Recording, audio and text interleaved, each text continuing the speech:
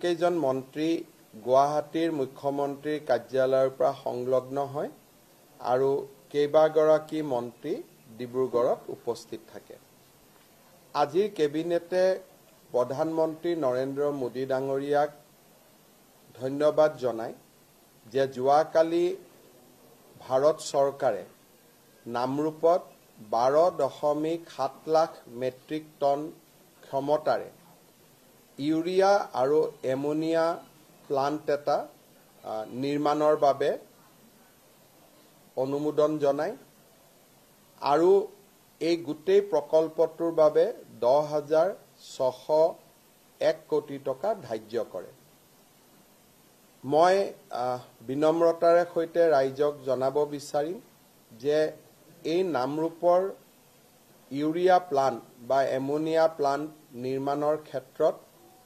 প্ৰধানমন্ত্ৰী নৰেন্দ্ৰ মোদী ডাঙৰীয়াই কেন্দ্ৰীয় বাজেট আৰু এডভান্টেজ আসাম 2.0 ঘোষণা কৰিছিল আৰু এডভান্টেজ অসম কাৰ্যসূচীত যোগদান কৰি গৈয়েই প্ৰধানমন্ত্ৰী ডাঙৰীয়াই প্ৰথম সুযোগতে এই বিশেষ প্ৰকল্পটো কেন্দ্ৰীয় কেবিনেটৰ দ্বাৰা অনুমোদিত কৰোৱায়। আপোনালোক সকলোৱে জানে যে এই প্ৰকল্পটোত ভাৰত চৰকাৰৰ 60% অংশীদাৰিত্ব থাকিব আৰু অসম চৰকাৰে এই প্ৰকল্পটোত 40% অংশীদাৰিত্ব ল'ব। আৰু যদি ইণ্ডিভিজুৱেল এণ্টিটি হিচাপে চাব যাওঁ, ভাৰত চৰকাৰৰ 4টা সংস্থাই ইয়াত নিজৰ নিজৰ অংশীদাৰিত্ব ল'ব।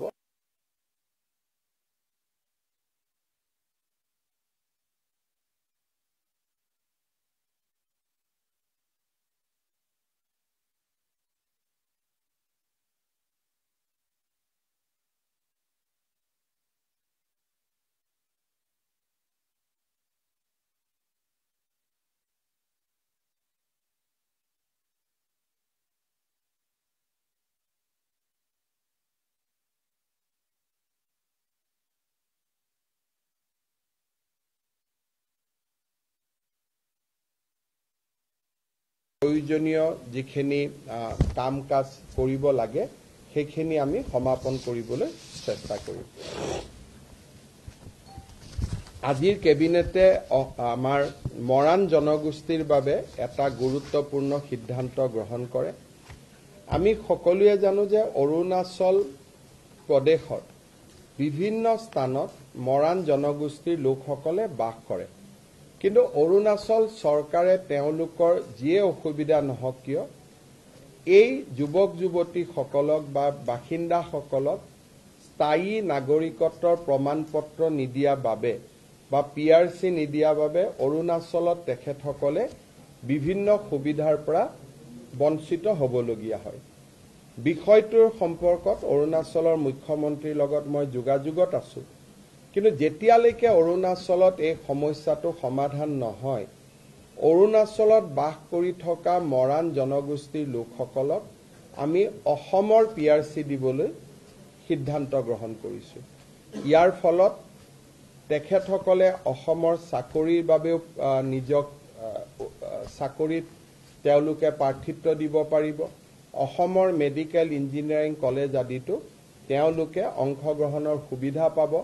আৰু মৰাণ জনগোষ্ঠীৰ বাবে যি আমি ৰিজাৰ্ভেশ্যন কৰি থোৱা আছে তাতো তেওঁলোকে পৰীক্ষা দিবলৈ সুবিধা পাব। মই ভাবোঁ যে এইটো অসমৰ আটাইতকৈ প্ৰাচীনতম জনগোষ্ঠী মৰাণ জনগোষ্ঠীৰ বাবে আজি কেবিনেটে এটা ঐতিহাসিক সিদ্ধান্ত গ্ৰহণ কৰে। আজি কেবিনেটত আমি আৰু এটা সিদ্ধান্ত গ্ৰহণ কৰিছোঁ যে নেশ্যনেল হেল্থ মিছনত যিসকল কৰ্মচাৰী বা নাৰ্ছ বা আন বিষয়া কৰ্মচাৰীয়ে কাম কৰে, তেওঁলোকে যদি ৰাজ্য চৰকাৰৰ কিবা নিয়োগৰ পৰীক্ষাত অৱতীৰ্ণ হ'ব লাগে তেতিয়াহ'লে তেওঁলোকৰ বাবে বয়সৰ ঊৰ্ধ্বতম সীমা নাথাকিব। তেওঁলোকে যিমানেই বয়স নহওক কিয় যদি NHMত তেওঁলোকে কাম কৰি আছে তেতিয়াহ'লে স্বাস্থ্য বিভাগৰ চৰকাৰী চাকৰিৰ কাৰণে তেওঁলোকে আবেদন পত্ৰ দিব পাৰিব এএনএমৰ চাকৰিৰ কাৰণে জিএনএমৰ চাকৰিৰ কাৰণে অৰ্থাৎ নিৰ্দিষ্ট ফিল্ডখনত যি ফিল্ডত কাম কৰি আছে সেই ফিল্ডত তেওঁলোকে নিয়োগৰ পৰীক্ষাত অৱতীৰ্ণ হ'ব পাৰিব গোৱালপাৰা জিলাৰ যিখন অসামৰিক হস্পিটাল আছিলে গোৱালপাৰা সিভিল হস্পিটাল সেই সিভিল হস্পিটালখনক বা অসামৰিক হস্পিটালখনক আমি তৎকালীনভাৱে কাৰ্যকৰী হোৱাকৈ শ্বহীদ নিধানু ৰাম ৰাজবংশীৰ নামেৰে উৎসৰ্গা কৰিবলৈ সিদ্ধান্ত গ্ৰহণ কৰিছো ভাৰতৰ স্বাধীনতা সংগ্ৰামৰ 1942 চনৰ এগৰাকী শ্বহীদ নিধানু ৰাম ৰাজবংশী এতিয়াৰ পৰা গোৱালপাৰা অসামৰিক চিকিৎসালয়খন শ্বহীদ নিধানু ৰাম ৰাজবংশী অসামৰিক চিকিৎসালয় ৰূপে পৰিচিত হ'ব আমাৰ 31 মাৰ্চৰ পৰা অসমৰ প্ৰতিটো ৱেলনেছ চেণ্টাৰ যি আমাৰ গাঁৱে গাঁৱে ৱেলনেছ চেণ্টাৰ আছে সেই ৱেলনেছ চেণ্টাৰত একোটাকৈ স্বাস্থ্য শিবিৰ কৰিবলৈ ৰাজ্য চৰকাৰে সিদ্ধান্ত গ্ৰহণ কৰিছে স্কুলসমূহৰ এমালগেমেশ্যনৰ কাৰণে পৰিত্যক্ত বিদ্যালয়সমূহক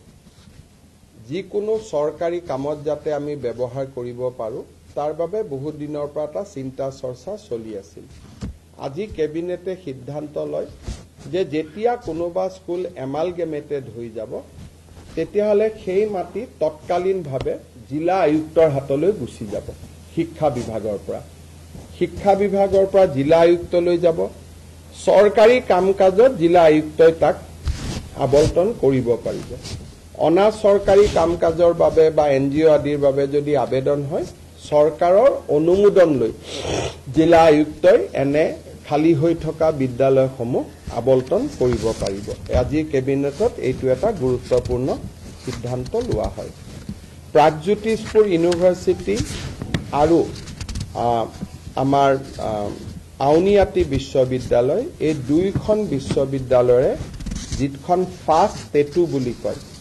সেই ষ্টেটুখন আজি কেবিনেটে অনুমোদন জনায়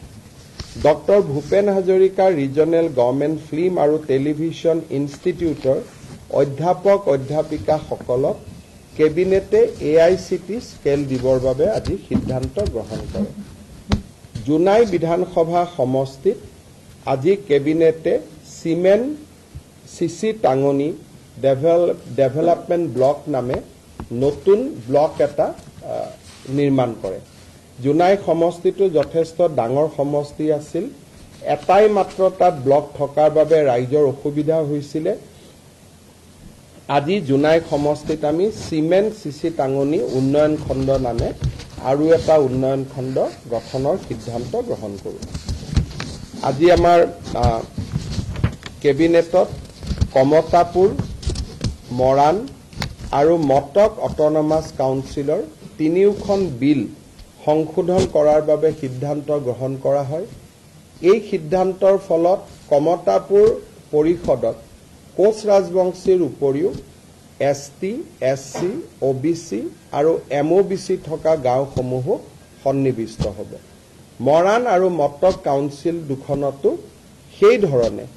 আমি এমেণ্ডমেণ্ট আনিছো যে যদি কৰবাত 50%তকৈ কম মৰাণ মটক জনগোষ্ঠীৰ লোক থাকে তেওঁলোকো অট'নমাছ কাউন্সিলত সোমাব পাৰে তাৰ ব্যৱস্থা আজি আমি কৰিছো কিন্তু এইখিনি পাৰ্ট ভিলেজ হিচাপে হ'ব অন্যান্য জনগোষ্ঠী কাউন্সিলত নোসোমাই মৰাণত মৰাণ মটকত মটক এই ধৰণে আমি ব্যৱস্থা কৰিছো আজি কেবিনেটে এটা গুৰুত্বপূৰ্ণ সিদ্ধান্ত লৈছে যে গুৱাহাটী ডিব্ৰুগড় আৰু শিলচৰত দোকান পোহাৰ এতিয়া 24 ঘণ্টা খোলা ৰাখিব পাৰিব আৰু সাপ্তাহিক এটা যি বন্ধৰ কথা আছিল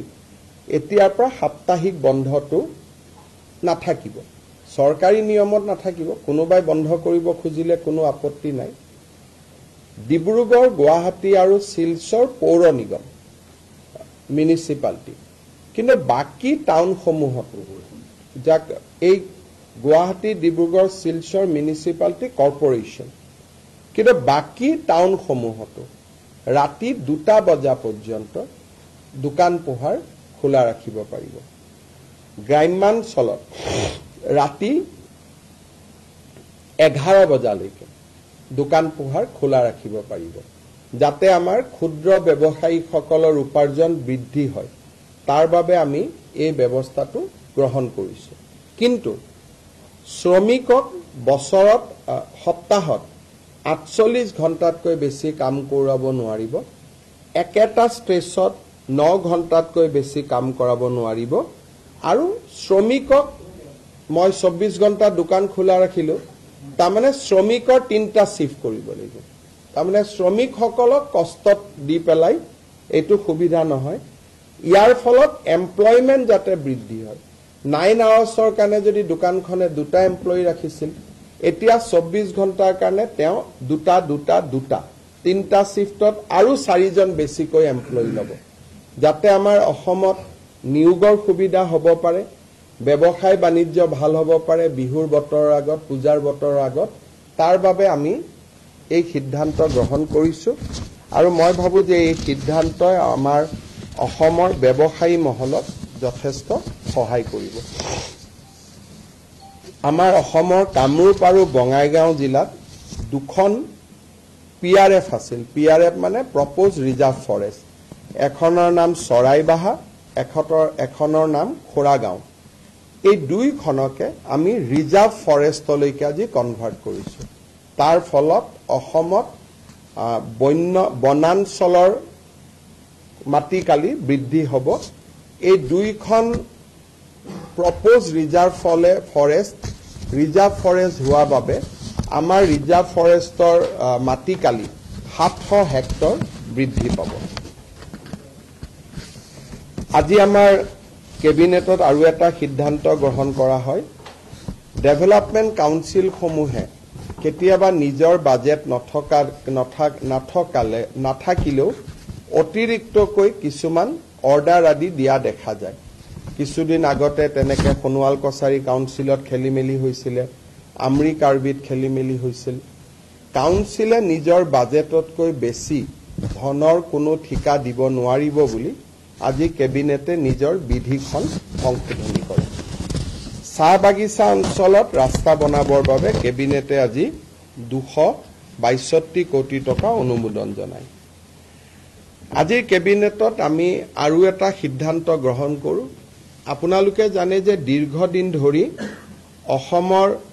প্ৰাথমিক বিদ্যালয় শিক্ষক সংস্থা আৰু আনসকলে এটা দাবী কৰি আহিছিল যে প্ৰধান শিক্ষকৰ পদ প্ৰাথমিক বিদ্যালয়বিলাকত হ'ব লাগে। ইতিমধ্যে আমি এইটো সিদ্ধান্ত লৈছিলোঁ যে য'ত 150 ছাত্ৰ ছাত্ৰী আছে তাতে প্ৰধান শিক্ষক পদ আমি সৃষ্টি কৰিম। তাৰ পিছত আমি সিদ্ধান্ত ল'লোঁ যে 100 যদি ছাত্ৰ ছাত্ৰী আছে তাতো আমি এটা প্ৰধান শিক্ষকৰ পদ সৃষ্টি কৰিম। এই প্ৰক্ৰিয়া ইতিমধ্যে আৰম্ভ হৈছে। কিন্তু আজি আমি কেবিনেটত এটা খুব ইম্পৰ্টেণ্ট সিদ্ধান্ত লৈছোঁ যে যদি কোনোবা স্কুলত 50 জন ছাত্ৰ ছাত্ৰী আছে, 50 টোটেল যদি ষ্টুডেণ্ট আছে LP স্কুলত, এইটো UP আৰু হাইস্কুলক লৈ এইটো সমস্যা নাই, এইটো অকল LP স্কুলক লৈ সমস্যা আছিলে। যদি 50 জনো ষ্টুডেণ্ট আছে তেতিয়াহ'লে তাত আমি এটা প্ৰধান শিক্ষকৰ পদ সৃষ্টি কৰিম। এই সিদ্ধান্তৰ ফলত বহুত দিন ধৰি প্ৰাথমিক শিক্ষক সন্মিলনী বা আন শিক্ষকসকলে কৰি অহা বিভিন্ন তেওঁলোকৰ ক্ষোভ বা প্ৰতিবাদ সামৰণি পৰিব বুলি মই বিশ্বাস কৰোঁ যে এতিয়া 50 জন ছাত্ৰ ছাত্ৰী হ'লেই এজন প্ৰধান শিক্ষকৰ পদ আমি স্কুলত সৃষ্টি কৰিম। আৰু এই প্ৰধান শিক্ষকসকল BDO হ'ব, তেওঁলোকৰ বিত্তীয় আৰু প্ৰশাসনিক ক্ষমতাও থাকিব। এতিয়া মই আপোনালোকৰ এটা বিশেষ ইতিহাসৰ পৃষ্ঠালৈ আপোনালোকৰ ধ্যান আকৰ্ষণ কৰিব খুজিম। অসমৰ প্ৰথমগৰাকী অকংগ্ৰেছী মুখ্যমন্ত্ৰী শ্ৰী গোলাপ বৰবৰাৰ জন্ম শতবাৰ্ষিকী 29 আগষ্ট 2025 পৰা আৰম্ভ হ'ব। অসমৰ ৰাজনীতিত আৰু আমাৰ জাতীয় জীৱনত প্ৰয়াত গোলাপ বৰবৰাৰ এক সাগৰ সমান বৰঙণি আছে। আমি সকলোৱে জানো যে 1968 চনৰ পৰা 1974 চনলৈ তেখেত ৰাজ্যসভাৰ সাংসদ আছিল। জৰুৰী অৱস্থাৰ সময়ত কংগ্ৰেছে তেখেতক কাৰাগাৰত নিক্ষেপ কৰিছিল। 1978 চনৰ 12 মাৰ্চ তাৰিখে অসমৰ 6জন মুখ্যমন্ত্ৰী হিচাপে তেওঁ দায়িত্ব গ্ৰহণ কৰিছিল। তেখেতৰ নেতৃত্বত 10 বিঘা মাটি পৰ্যন্ত খেতিয়কৰ খেতিৰ খাজানা মাফ হৈছিল। 10ম শ্ৰেণী পৰ্যন্ত সকলো বিদ্যালয়ৰ মাচুল মাফ কৰি দিয়া হৈছিল। চিকিৎসালয়ত গভৰ্ণমেণ্ট চিকিৎসালয়ত মাচুল নোহোৱাকৈ ৰোগী চোৱাৰ ব্যৱস্থা তেওঁৰ দিনতে আৰম্ভ হৈছিল। দয়াং বনাঞ্চলত থলুৱা লোকৰ মাটি সংৰক্ষণৰ বাবে তেখেতে কাম কৰিছিল আৰু এই ধৰণে তেখেতে বহুবিলাক আনকি অসমত ক্ষুদ্ৰ চাহ বাগিচা নিৰ্মাণৰ কামতো তেখেতে এক বিশাল বৰঙণি আগবঢ়াইছিল। ৰাজ্য চৰকাৰে গোলাপ বৰবৰা ডাঙৰীয়াৰ জন্ম শতবাৰ্ষিকী গাম্ভীৰ্যপূৰ্ণভাৱে এটা বছৰ পালন কৰিবলৈ সিদ্ধান্ত লৈছে। 29 আগষ্ট 2025 পৰা আৰম্ভ হ'বলগীয়া এই জন্ম শতবাৰ্ষিকীত আমি কেনেদৰে পালন কৰিম তাৰ বিষয়ে নিৰ্ধাৰণ কৰিবলৈ মন্ত্ৰী ৰঞ্জিত কুমাৰ দাস, ডক্টৰ ৰণোজ পেগু আৰু অজন্তা নেওগৰ নেতৃত্বত এখন কেবিনেট সাব কমিটি গঠন কৰা হৈছে আৰু এই কেবিনেট সাব কমিটিখনে প্ৰয়াত গোলাপ বৰবৰাৰ পৰিয়াল আৰু তেওঁৰ সান্নিধ্য লাভ কৰা ব্যক্তিসকলৰ লগত আলাপ আলোচনা কৰি এটা বছৰজোৰা পৰিকল্পনা প্ৰস্তুত কৰিব যাতে গোলাপ বৰবৰাৰ আদৰ্শক আমি অসমৰ নতুন প্ৰজন্মৰ মাজলৈ লৈ যাব পাৰোঁ। ইয়াৰ উপৰিও এই বছৰটোৰ ভিতৰতে অসমৰ এখন ৰাজ্যিক শিক্ষানুষ্ঠানক বা আন ৰাজ্যিক এটা অনুষ্ঠানক প্ৰয়াত গোলাপ বৰবৰাৰ নামেৰেও নামাঙ্কিত কৰাৰ বাবে আমি সিদ্ধান্ত লৈছোঁ আৰু কেবিনেট সাব কমিটিখনে এই অনুষ্ঠানটো আমাক দেখুৱাই দিব যে এই অনুষ্ঠানটি আপোনালোকে বা কেবিনেটে গোলাপ বৰবৰাৰ নামত নামাঙ্কিত কৰিব পাৰে। মই সকলো ৰাইজৰ এই ক্ষেত্ৰত সহযোগিতা বিচাৰিছোঁ। চতুৰ্থতে আমাৰ এইকেইটা দিন বাতৰি কাকতত ৰংঘৰত কৃত্ৰিম বানপানী সৃষ্টি হোৱাৰ বাতৰি ওলাই আছে। ৰংঘৰ পৰ্যবেক্ষণ কৰিবলৈও কেবিনেটে এটা লোক নিৰ্মাণ বিভাগ আৰু ৱাটাৰ ৰিচোৰ্চ ডিপাৰ্টমেণ্ট আৰু আৰ্বান এফেয়াৰ্ছ ডিপাৰ্টমেণ্ট আৰু আৰ্কিঅলজি ডিপাৰ্টমেণ্ট এই চাৰিওটা ডিপাৰ্টমেণ্টৰ বিষয়া সন্নিৱিষ্ট এটা এক্সপাৰ্ট টিম ৰংঘৰলৈ পঠাবৰ বাবে সিদ্ধান্ত গ্ৰহণ কৰিছে। কেবিনেটত লোৱা সিদ্ধান্ত একেটাই আছিল। আপোনালোকৰ যদি কিবা সুধিব আছে সুধিব পাৰে। हिंदी में बोलने के लिए तकलीफ होगा, अभी इतना लंबा है, मुझको दोबारा आधा घंटा चाहिए। हमारे भारत सरकार की जो बजट थे उस बजट में नामरूप में एक 12 लाख मेट्रिक टन की यूरिया एमोनिया प्लांट बनाने का निर्णय लिया गया था। वही निर्णय को प्रधानमंत्री जी ने हमारे निवेश सम्मेलन में भी दोहराया थे। कल union cabinet under the chairmanship of our beloved prime minister है, उन्होंने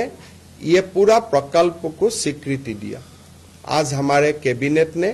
प्रधानमंत्री जी को इसके लिए अपना कृतज्ञता जताया और हमारा आशा है कि प्रधानमंत्री जी अगले बार जब असम में आएगा, खास करके सितंबर अक्टूबर महीना में, उसी समय ये यूरिया एमोनिया प्लांट का शिलान्यास भी जरूर करेगा। हम प्रधानमंत्री जी को असम वासियों का ओर से बहुत बहुत धन्यवाद देता हूँ। अरुणाचल में जो हमारे मरान जनगोष्ठी का लोग है,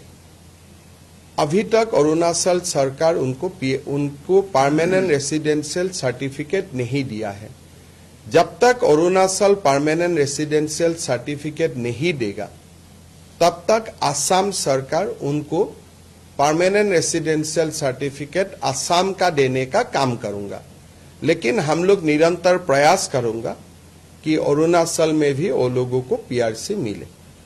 কেন্দ্ৰীয় মন্ত্ৰী নিতিন গাডকাৰী কালি ঘোষণা কৰিছিলে ৰাষ্ট্ৰীয় ঘাইপথ আৰু দলং ইত্যাদি নিৰ্মাণৰ বাবে 3 লাখ কোটি টকা পৰ্যন্ত দিয়া হ'ব আৰু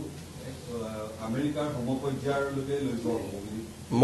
মইতো ভাবো যে আমি যি ধৰণে নেশ্যনেল হাইৱে যোৰহাটৰ পৰা ডিব্ৰুগড়ত বনাই আছো আমি নেশ্যনেল হাইৱেৰ ওপৰতো হেলিকপ্টাৰো লেণ্ড কৰাম আৰু প্লেনো আমি লেণ্ড কৰাম এই বছৰটোৰ ভিতৰত আপোনালোকে তেনেকুৱা বহুত পৰিঘটনা অসমত দেখিবলৈ পাব যে অসমৰ ৰাস্তাত এয়াৰফোৰ্চৰ ফ্লাইট নামিব অসমৰ ৰাস্তাত হেলিকপ্টাৰ নামিব অসমত সুৰংগ হ'ব আজি কথা কলে মানুহে অলপ বিশ্বাস কৰিব বেয়া পায় কিন্তু দেখি থাকিলে বিশ্বাস কৰি গৈ থাকিব ডিব্ৰুগড়ৰ কথা নাই ডিব্ৰুগড়ত বগীবিল অলৰেডি বনোৱাই হৈছে কিন্তু টানেল নুমলীগড় আৰু গোলাঘাট গহপুৰৰ মাজত হ'ব কালি আমি ডিব্ৰুগড়ত আলোচনা কৰিছো কালি মিটিং ৰাখিছো ডিব্ৰুগড়ৰ ওপৰত কালি ডিব্ৰুগড়ৰ আৰ্টিফিচিয়েল ফ্লাডৰ ওপৰত আমি মিটিং ৰাখিছো তেতিয়া আপোনালোকক ক'ব পাৰিম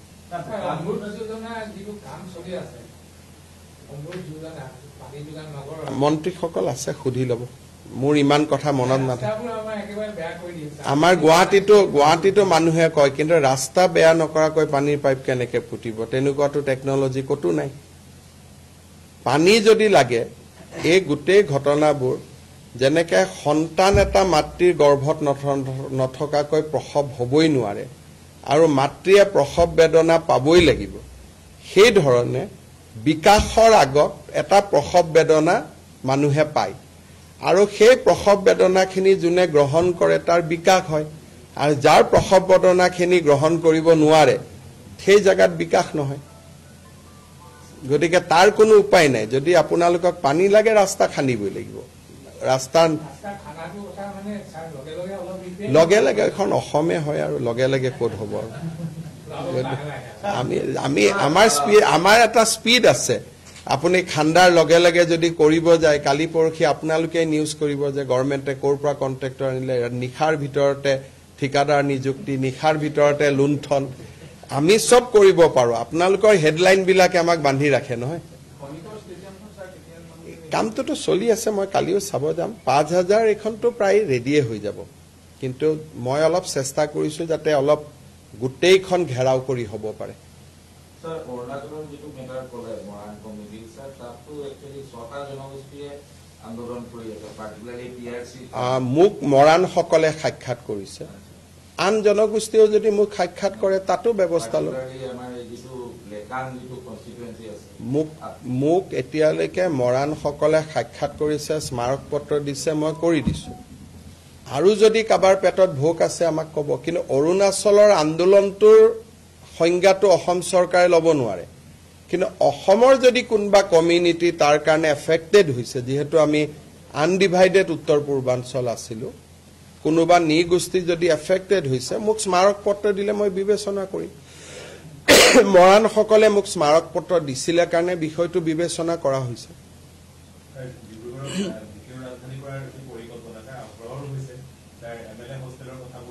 ইয়াতে কালি মই চাব যাম আমি কালি মাটি সিলেক্ট কৰিম এই বছৰটোৰ ভিতৰতে ডিব্ৰুগড়ত অসম বিধানসভা এমএলএ হোষ্টেল অধ্যক্ষৰ বাসভৱন এই গোটেইবিলাক নিৰ্মাণৰ কাম আৰম্ভ হ'ব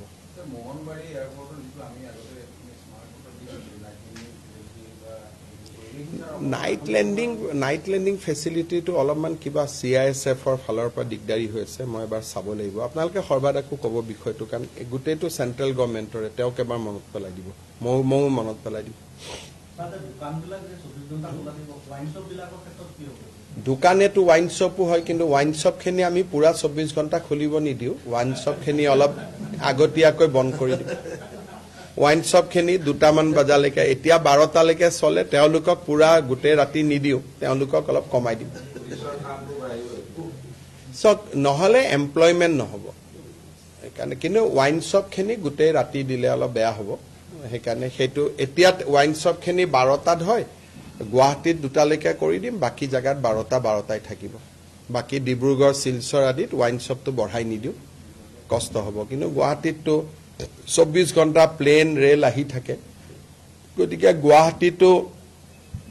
2টা বজালৈকে দিম বাকি ওয়াইন শপখিনি যেনেকে আগত আছিল তেনেকে থাকিব ওয়াইন শপখিনি আমি বঢ়াই দিয়াৰ কথাটো চিন্তা কৰা নাই পিছত যদি কোনবাই দাবী কৰে ৰাইজে কয় বেলেগ কথা কিন্তু আজিৰ মুহূৰ্তত আমি এইটো নৰ্মেল শপছ এণ্ড এষ্টাব্লিছমেণ্টৰ কাৰণে কৈছো স্যাৰ বিহু কমিটি বিলাকৰ কাৰণে এবাৰো কিবা ভবা হৈছে 1.5 লাখ টকাকৈ আমি দিম প্ৰত্যেকবাৰে দিওঁ এবাৰো দিম হ'ব